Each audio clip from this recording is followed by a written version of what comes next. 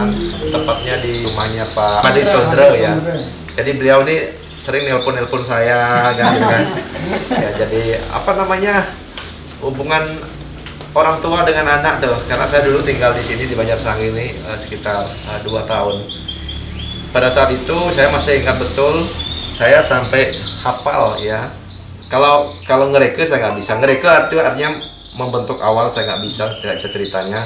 Kalau mewarnai dan nyawit yang bisa Pak. Dan waktu itu sebelum bom Bali pertama dan kedua, di tempat ini di Banjarsanggi ini bus pariwisata waktu itu luar biasa ramenya, sehingga pada waktu itu dolar mengejar gambar. Nah, tapi pada saat bom Bali pertama dan bom Bali kedua, entah kenapa desa wisata Kamasan ini tiba-tiba brandnya turun sekali itu. Bahkan berbagai cara sudah kita usahakan untuk melakukan membangkitkan kembali, belum juga bisa-bisa. Nah, sehingga para pelaku UMKM, para pelukis wayang Kamasan di sini ini berjalan secara parsial, ya hanya bisa mengikuti pameran Pak 1-2 kali kan. Ya, sehingga sekarang lukisannya numpuk ini banyak nih.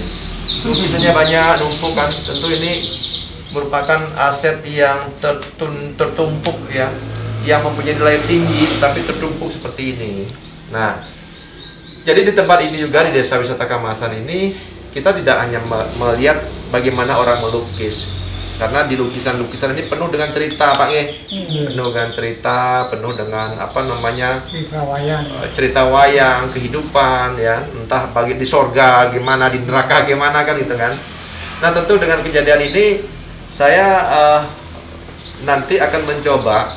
Sekarang Balai Banjarnya sudah kita perbaiki untuk menjadi home base-nya Desa Wisata Kamasan ini. Tapi sayang tahun ini ya karena kena refocusing ya, akhirnya tidak bisa kita lanjutkan. Tapi saya bertanggung jawab terhadap Banjarsanggi itu untuk dijadikan home base-nya nanti untuk tempat membuat database Desa Wisata Kamasan ini, termasuk di dalamnya Desa Tojan, Desa Gel-Gel, Kampung Gegel, dan tentu Desa Kamasan ini.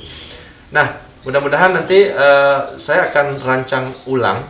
Nanti kita lakukan langkah-langkah yang disebut dengan rebranding. Ya, kalau dulu kita branding menjadi Desa Wisata Kamasan, sekarang kita akan rebranding lagi. Dengan apalah caranya? Tentu saya tidak bisa sendiri.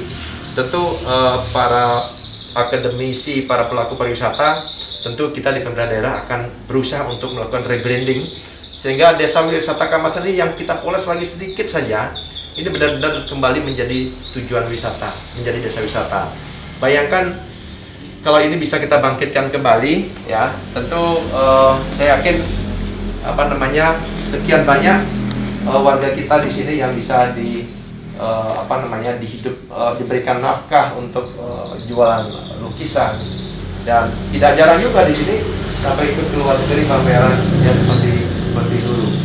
Nah, jadi tetap saya masih optimis, apalagi beliau ini begitu Pak Made begitu semangat, walaupun banyak tokoh-tokoh yang lain yang sudah almarhum Pak ya, tapi beliau masih tetap semangat untuk menekuni lukisan ini.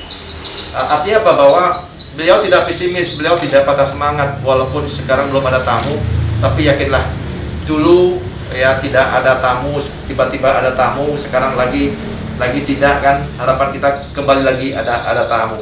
Jadi kalau saya berikan istilah pada saat di Nusa Penida itu, ya pada saat sepi begini kita ingat dulu pernah ada rame. Kalau dulu di Nusa saya bilang ingat sepi saat rame. Nah, kalau sekarang ya ingat rame di saat sepi gitu kan.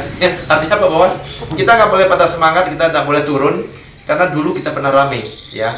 Saya kira melakukan rebranding Desa Wisata Kamasan ini mudah-mudahan tidak sesusah apa yang dibayangkan orang, asal kita mau bersatu padu. Dan yang paling penting, generasi muda di Kamasan kan semua punya HP nih, semua media sosial. Manfaatkan sebaik-baiknya untuk memposting, mensosialisasikan, mempromosikan Desa Wisata Kamasan. Tentu Pak Perbekal nanti saya tugaskan untuk merombak Pokdarwisnya ya, agar orang-orang yang duduk di dalamnya benar-benar mempunyai niat untuk memajukan desa ini secara bersama-sama ya. Mari kita lihat ya koleksi lukisannya. Ada map juga kan. Tempat ini. Macam-macam ada. Inovasinya sudah berjalan juga bagus, tapi sekali lagi ya perlu kita hadir di tengah-tengah masyarakat kita yang mengalami keterpurukan seperti ini. Jadi kita tidak boleh membiarkan. Ya demikian ya, saya sampaikan dari Banjarsanging, Desa Kamasan, tepatnya di rumahnya Pak Made Saudara bersama istri tercinta, ya orang tuanya sahabat saya, Pak Yame lagi di luar ya tugasnya gitu. Ya terima kasih. Salam Rumah Santi.